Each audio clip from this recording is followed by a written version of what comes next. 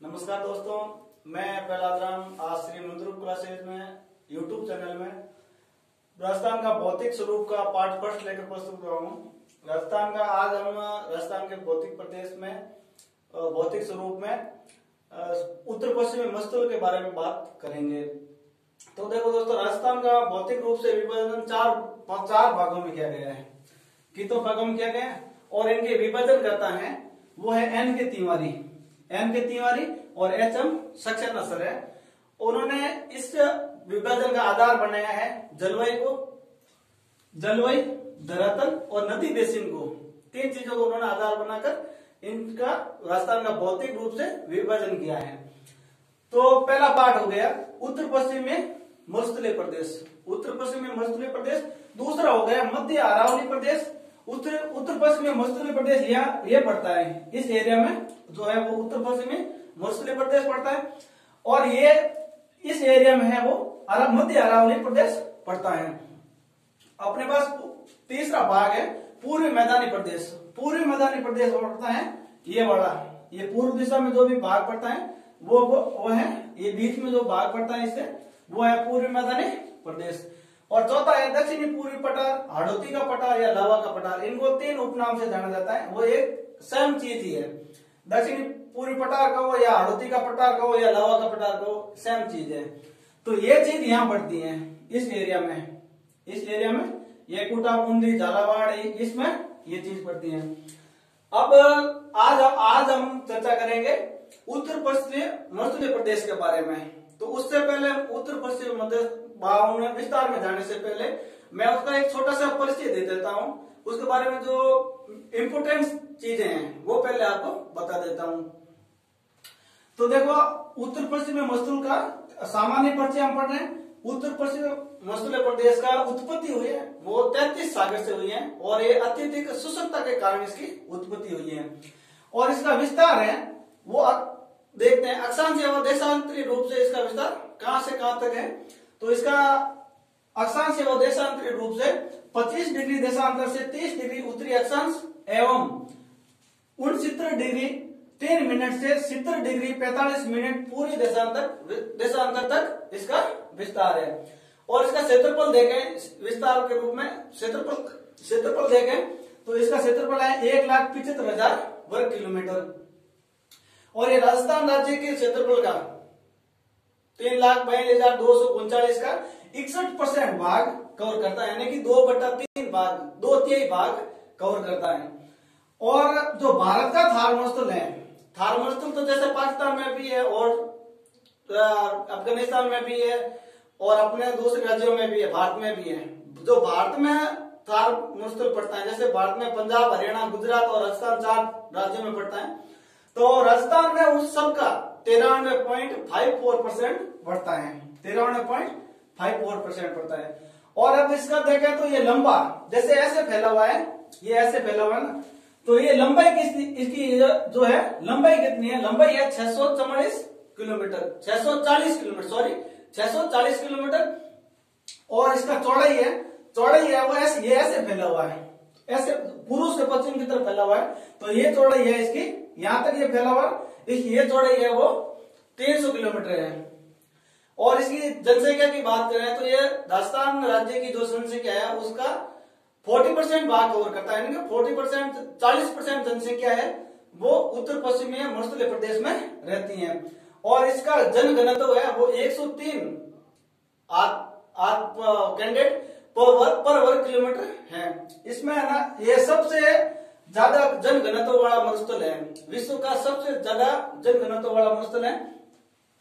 इसकी ढाल है ना कि एक तिरछी किस दिशा से किस दिशा की तरफ जा रहा है और उसका ढलान किस तरफ से किस तरफ है, वो उसका ढाल है वो है ये उत्तर पूर्व से, ये उत्तर पूर्व से इसका ढलान है दक्षिण पश्चिम तक, यहाँ तक ये दक्षिण और ये पश्चिम है। यहां से लेकर यहां तक ये फैला हुआ है।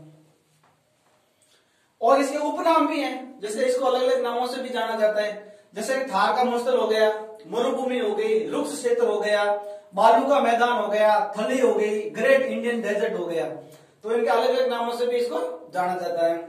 इसकी जलवायु है जलवायु शुष्क एवं अत्यधिक विषमता भरी है। इसका जो जलवायु है, कहीं तापमान ज्यादा है, कहीं कुछ है, उसका रात का तापमान अलग होता है, दिन का तापमान अलग होता है, रात दिन का फर्क होता है, तापांतर भी ज्यादा होता है। हर चीज इसमें एक विषमता लिए हुई रहती है, यानी कि अलग बाकी राज्यों में थोड़ा चीजों में थोड़ी 19-20 का फर्क रहता है। इसमें अपने जो भी उत्तर पश्चिमी मरुस्थलीय प्रदेश में वो चीज नहीं है, इसमें रात दिन का फर्क रहता है। इसकी वर्षा जैसे सेंटीमीटर में मापी जाती है, तो वर्षा है 20 से 50 सेंटीमीटर तक इसकी वर्षा होती है, यहाँ इस मरुस्थलीय प्रदेश में होती है। और इसका तापमान है उच्चतम तो 49 डिग्री सेल्सियस, 49 डिग्री सेल्सियस तक जाता है, और निम्न तापमान है वो -3 डिग्री सेल्सियस। माउंट आबू वगैरह उसमें, ये जालोर के पास एरिया पड़ता है, वहां पर -3 डिग्री सेल्सियस पड़ता है। और इसका औसत तापमान देखें तो साल भर का औसत तापमान देखें तो 22 डिग्री सेल्सियस पड़ता है, 22 डिग्री सेल्सियस। अब इसकी ये मिट्टी के बारे में आते हैं, तो मिट्टी है वो रेतीली बलुई मिट्टी पाई जाती है। इसमें मिट्टियां तो सब प्रकार की इसमें पाई जाती हैं, परंतु ज्यादातर रूप से रेतीली बलुई मिट्टी पाई जाती है। हम राजस्थान का बात नहीं कर रहे हैं, हम सिर्फ और सिर्फ उत्तर पश्चिमी मरुस्थल प्रदेश के बारे में बात कर रहे हैं। हम सिर्फ और सिर्फ उत्तर पश्चिमी मरुस्थलीय प्रदेश के बारे में बात कर रहे हैं, तो उसमें सिर्फ और सिर्फ रेतीली बलुई मिट्टी पाई जाती है।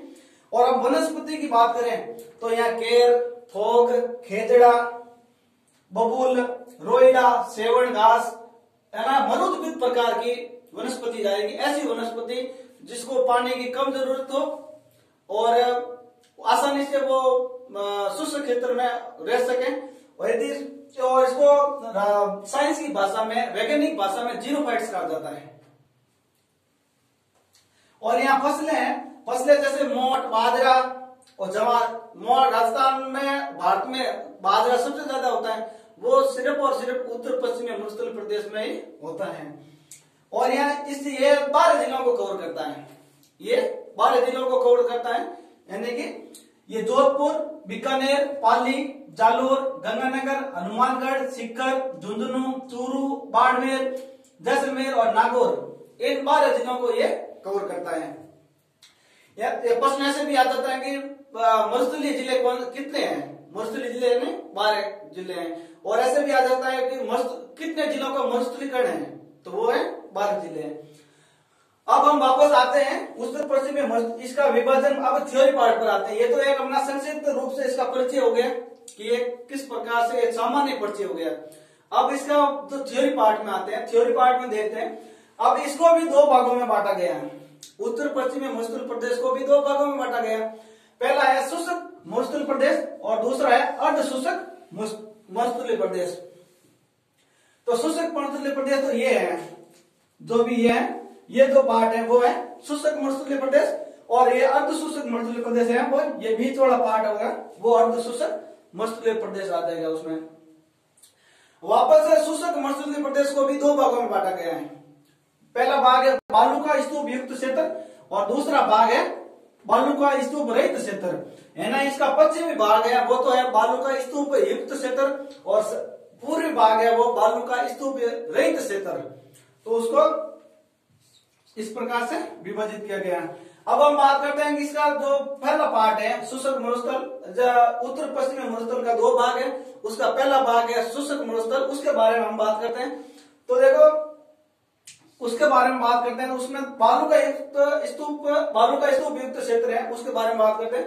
तो बालू का स्तूप युक्त क्षेत्र में बालू का स्तूप पाया जाता है। बालू का स्तूप का मतलब है जो भी जब हवा चलती है, पवन चलती है, तो उसका मिट्टी का अपरदन होता है और मिट्टी उड़ती है, उसके हिसाब से वो राजस्थान के दोहरे कहते हैं, दड़े बन जाते हैं, उसको बालू का स्तूप कहते हैं। और बालू का स्तूप की अलग अलग प्रकार के होते हैं। एक प्रकार का बालू का अपन को दोहरे देखते हैं तो अपन को लगता है कि एक ही सिर के होंगे, नहीं, ये अलग अलग प्रकार के होते हैं। उनको अलग अलग प्रकार से ऐसे विभाजित किया गया। जैसे एक हो गया बरखान हो गया, बरखान या इसको बरकोनाइट भी कहा जाता है, ठीक है। और दूसरा हो गया अनुप्रस्थ, और तीसरा हो गया अनुदैर्घ्य, चौथा हो गया रेखीय या पौनानुवृत्ति, और 5वां हो गया पैराबोलिक।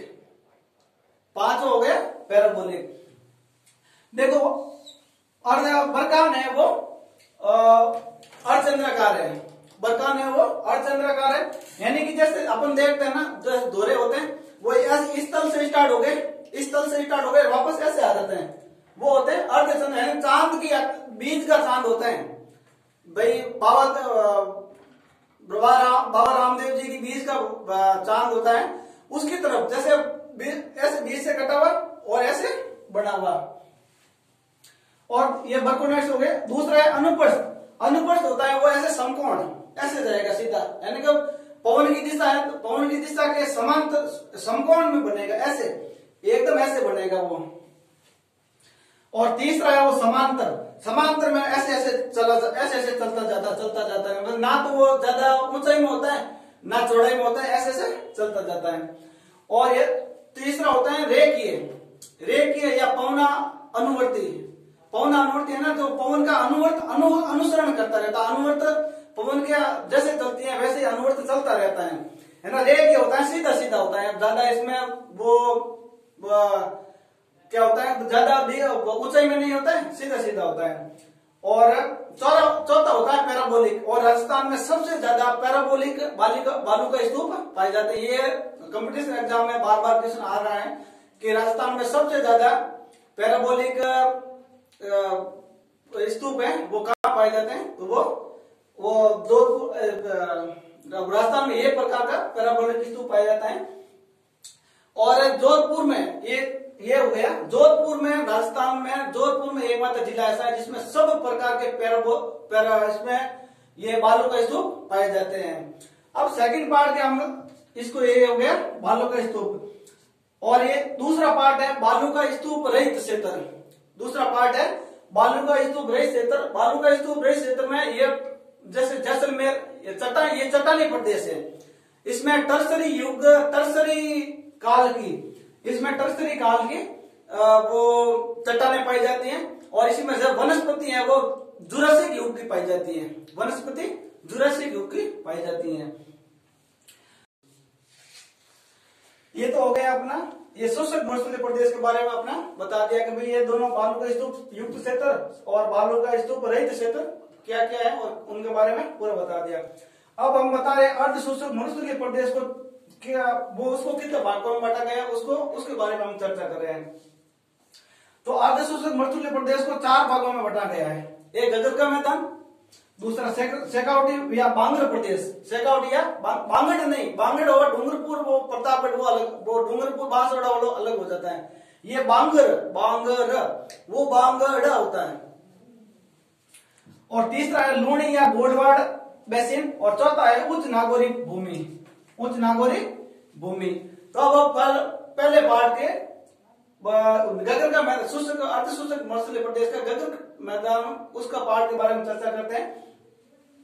तो इसका फैलाव है वो गंगानगर और हनुमानगढ़ जिले में है, और इसका निर्माण है वो जलोढ़ मिट्टी से, यानी गगर नदी चलती है उसके गगर नदी चलती है उससे होता है। और इसका जो भी पार्ट का नाम है उसका जो नदी के पार्ट का नाम है वो है नाली। और बाव क्षेत्र, इसका जो बाव क्षेत्र है जो गगन के मैदान का बाव क्षेत्र है पूरा, उसको हम बग्गी के नाम से जाना जाता है। दूसरा है लूणी या गोडवाड़ बेसिन, इसका विस्तार है वो नागौर, पाली, जोधपुर, बाड़मेर, जालोर में होता है, और इसमें मुख्य रूप से नदी पाई जाती है वो लूणी नदी पाई जाती है। अब तीसरा है नागौरी उच्च भूमि। लूणी बेसिन एवं शेखावटी प्रदेश के जो बीच का पार्ट है, लूणी बेसिन एवं शेखावटी प्रदेश के जो मध्य का भाग है, और उसमें नागौर की ऊंची ऊंची भूमि है, उसको क्या कहते हैं, नागौरी उच्च भूमि कहा जाता है। धरातल से इसकी ऊंचाई नागौरी उच्च भूमि की धरातल से ऊंचाई है 300 से 500 मीटर तक, धरातल से ऊंचाई है 300 से 500 मीटर तक।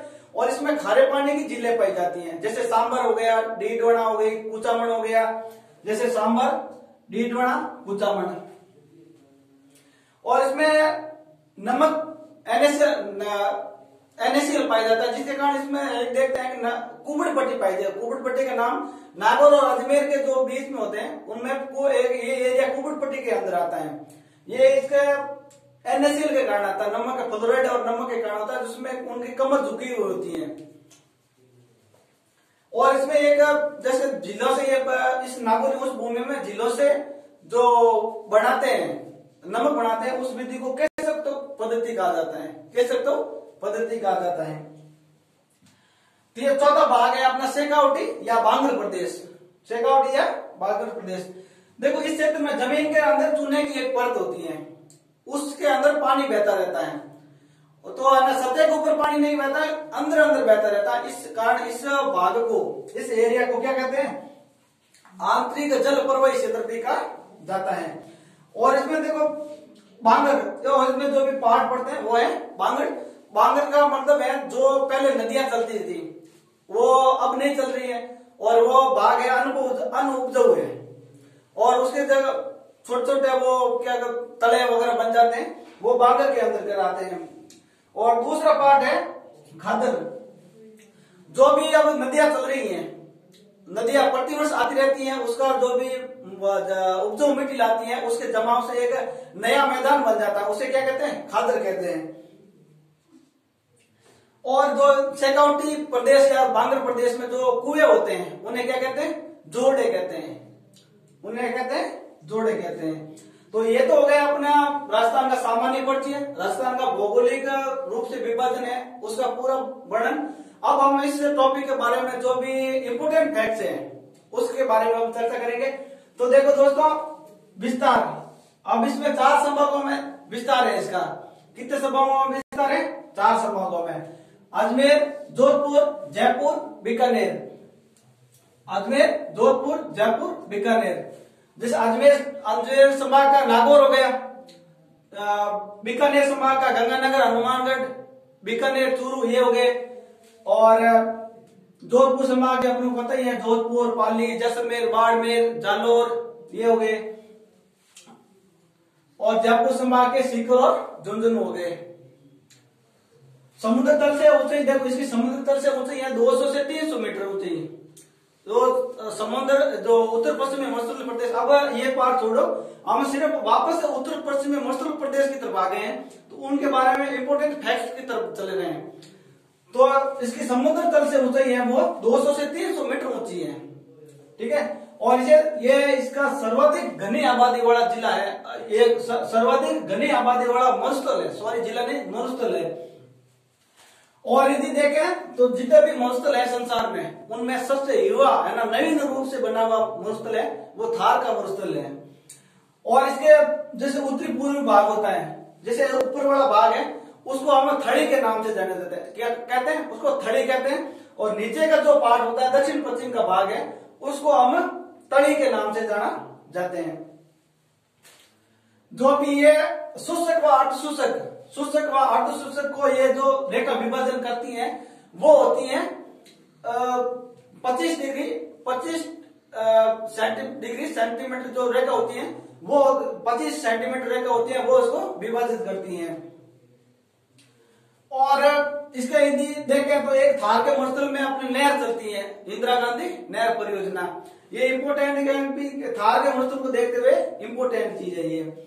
और ये एक रेगिस्तान मार्च नाम का एक वर्ड होता है, रेगिस्तान मार्च नाम का एक वर्ड होता है, बार बार एग्जाम में पूछा जाता है। रेगिस्तान मार्च का मतलब होता है जो भी रेगिस्तान का विस्तार हो रहा है, विस्तार होना, जैसे एक स्थान से साल में 4 किलोमीटर बढ़ता है रेगिस्तान, तो उसका विस्तार होता है, तो उसको रेगिस्तान मार्च के नाम से जाना जाता है। और रेगिस्तान मार्च के लिए, रेगिस्तान के विस्तार के लिए जैसलमेर का नाचना गांव प्रसिद्ध है।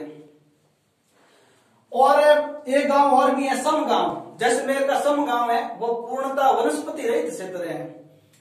और एक आकल गांव है, इंपोर्टेंट में है, आकल गांव है। आकल गांव में एक राजस्थान का एकमात्र जीवाश्म पार्क पाया जाता है। और एक इंपोर्टेंट और भी है चांदन गांव, जहां चांदन नलकूप पाया जाता है, उसमें से अपना पानी निकल जाता है। और चांदन नलकूप का पुराना नाम है, वास्तविक नाम है वो है चौहान। और अब को अलग मर्सल भी अलग अलग प्रकार के होते हैं। जैसे एक संपूर्ण रेतीला मर्सल होता है, उसको हम इर्ग कहते हैं, जिसमें किसी प्रकार की पथरीला क्षेत्र नहीं हो, मिश्रित क्षेत्र नहीं हो, कुछ जलोढ़ मिट्टी नहीं हो, सिर्फ और सिर्फ बलुई मिट्टी हो, उसको हम इर्ग कहते हैं। और सेकंड होता है ऐसा संपूर्ण पथरीला क्षेत्र हो, उसको हमाद कहते हैं। हमाद कहते हैं जो जिसमें बलुई मिट्टी का कोई अस्तित्व नहीं हो। और मिश्रित होता है, मिश्रित मर्सल होता है, उसको हम रेग कहते हैं। उसको क्या कहते हैं? रेग कहते हैं। तो दोस्तों ये था अपना आज का टॉपिक श्री मंदरू क्लासेज में। आज का टॉपिक श्री राजस्थान का भौतिक स्वरूप पार्ट 1 उत्तर पश्चिमी मरुस्थलीय प्रदेश के बारे में आपने चर्चा की। जल्दी ही इसका दूसरा वीडियो उत्तर पश्चिमी या दूसरा वीडियो आ रहा है। तो हम जो इतनी मेहनत की है, प्लीज लाइक शेयर जरूर करना, चैनल को सब्सक्राइब जरूर करना।